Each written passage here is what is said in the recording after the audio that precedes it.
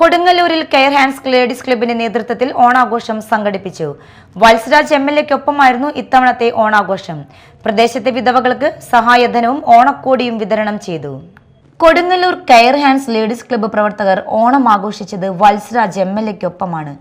Club president Beena കാട്ടകത്തിന്റെ അധ്യക്ഷതയിൽ നടന്ന ആഘോഷ പരിപാടികൾ വത്സരാജ് എംഎൽഎ ഉദ്ഘാടനം ചെയ്തു.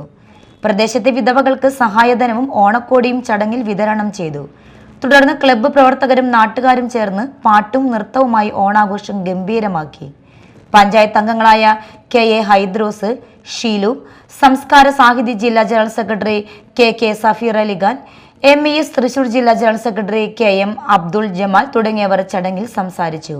നൂർജഹാൻ മുഹമ്മദ്, ബഷീർ കാട്ടിലാൽ, ഷാഹുൽ ഹമീദ്, ഫാത്തിമ ഗഫൂർ, സാജിദ, ലൈല കരൂപ്പടന, റസിയ ബഷീർ, അസ്മ മുഹമ്മദ് യൂസഫ്, സുരയ ജസീൻ തുടങ്ങിയവരും പരിപാടിയിൽ പങ്കെടുത്തു.